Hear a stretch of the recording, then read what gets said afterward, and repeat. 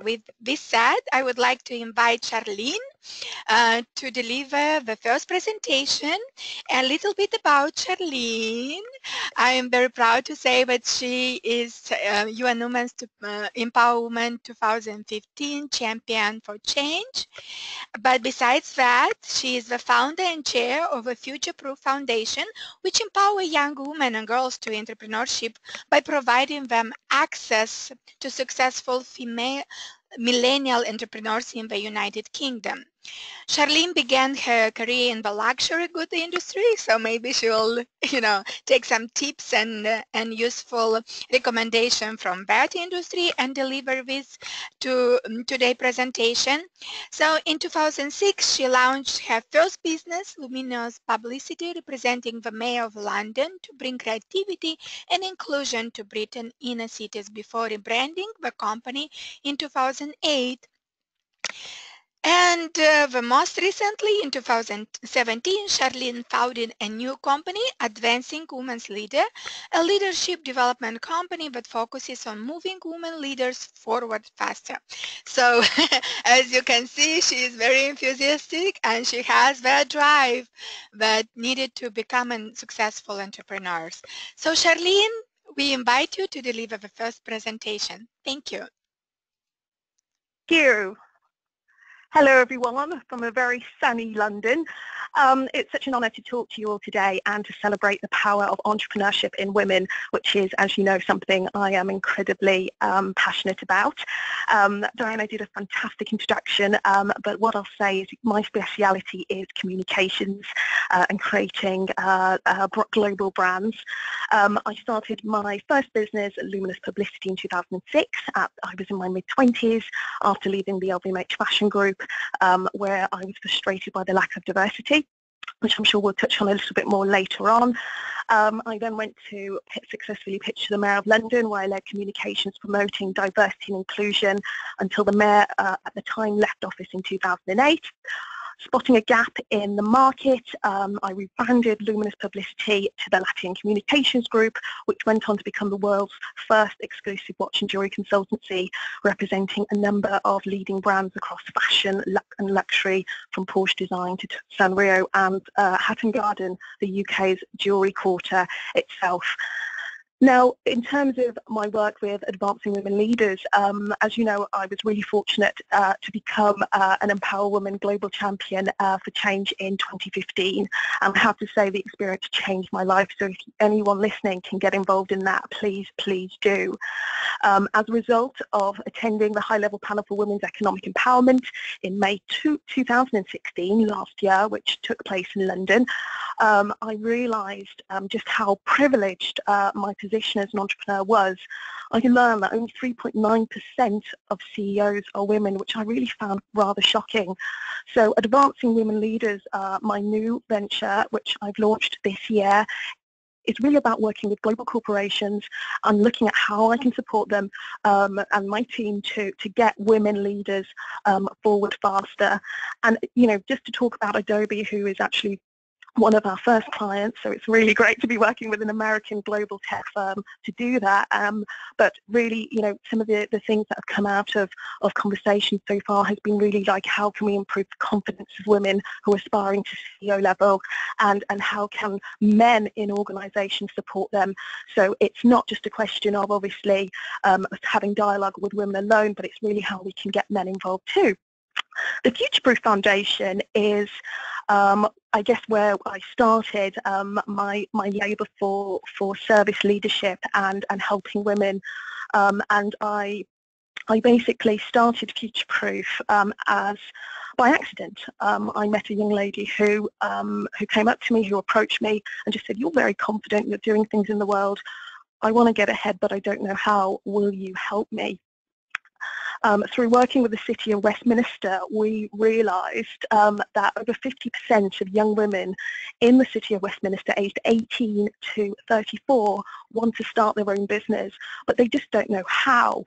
So really that's what the Future-Proof Foundation is about. It's about supplying women with inspiration, so young women and also girls, by the way, with inspiration, but also the how-to. And one of the things that we've done successfully, which I'm really, really proud of, is we've actually been able to bring together some phenomenal British, successful millennial entrepreneurs who are scaling their businesses and creating huge impact, to actually sit down and talk with aspiring female entrepreneurs for the next generation and share with them tips as to how they can get where they want to get to. And I think one of the things I hope we can all relate to is that if you don't have a role model, you don't have someone who you've seen do what you want to do, it can be really difficult to do it.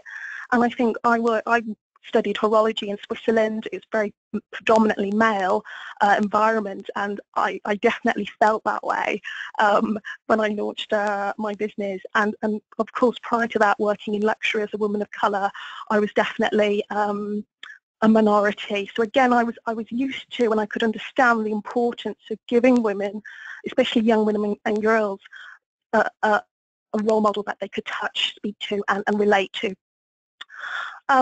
So okay, so I've been doing this entrepreneurship thing for a good while now, and I've also, as I said, engaged with a number of really amazing female founders in the United Kingdom through my foundation, the Future Proof Foundation. So what I'd like to do today is really just share with you some of the qualities that I've seen in these phenomenal women, and some of the qualities that I've had to develop myself, and really kind of get you to think about the question, achieving success as a female entrepreneur, what does it take?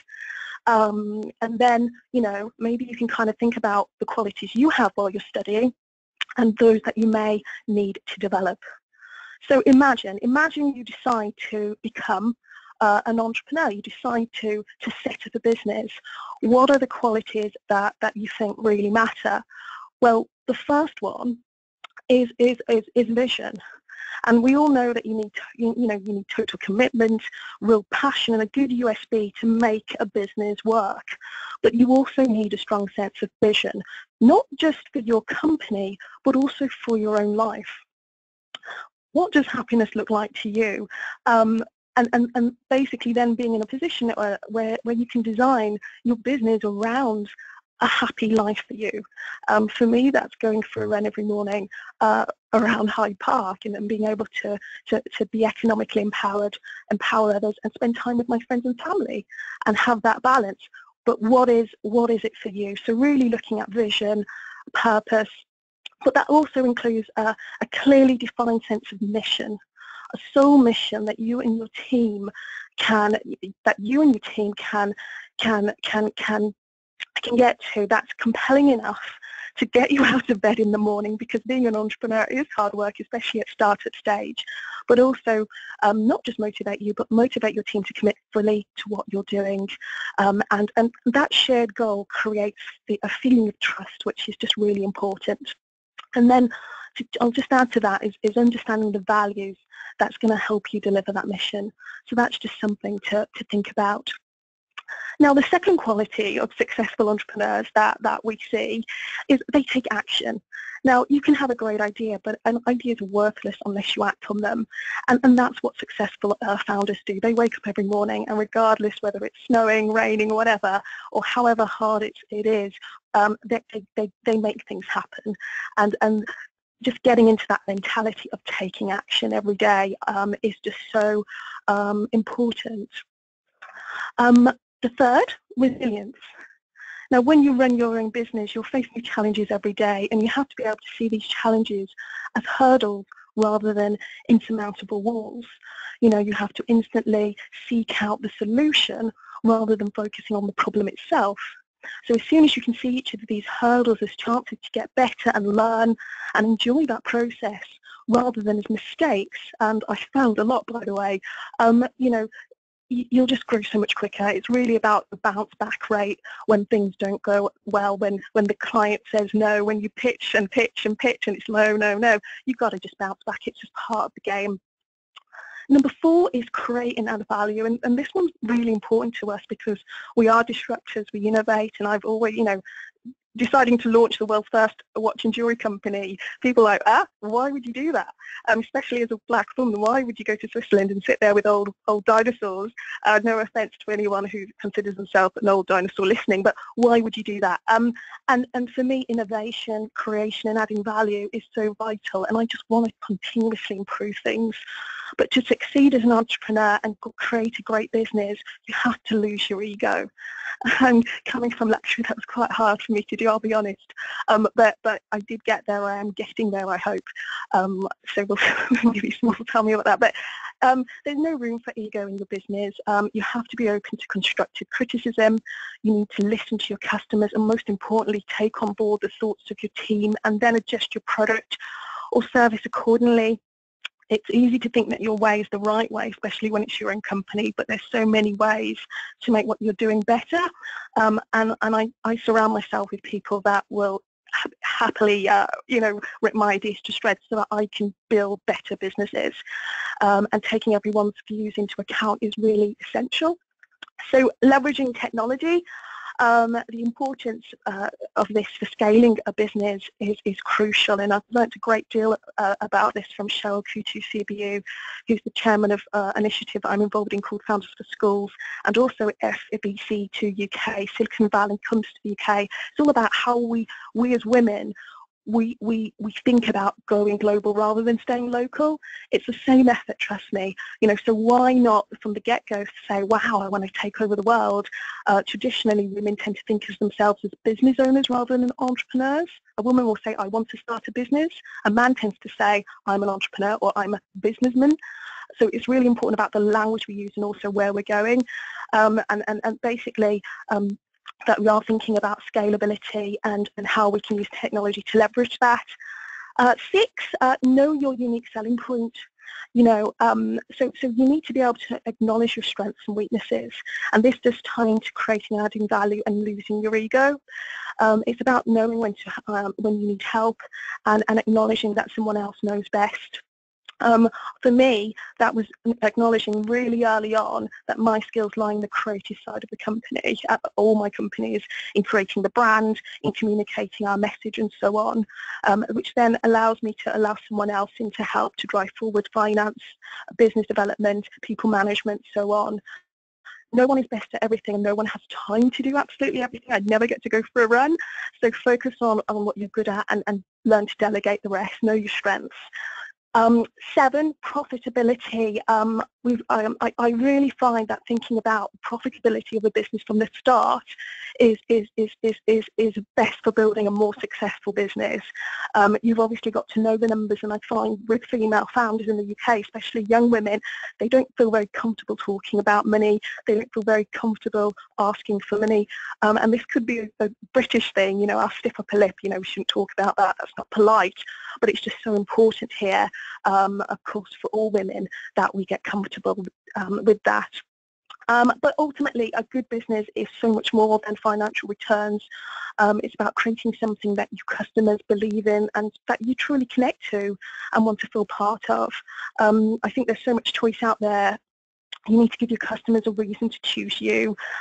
Being a values-based business, being a values-based person, and doing the right thing is a good reason for people to want to work with you. And obviously, having a clear mission and positive mindset that allow you to see the bigger picture. And finally, before I close, is teams and teams win. And I learned this the hard way because I really was one of those kind of people that didn't want to let go of the reins. But you need amazing people. Your team is everything.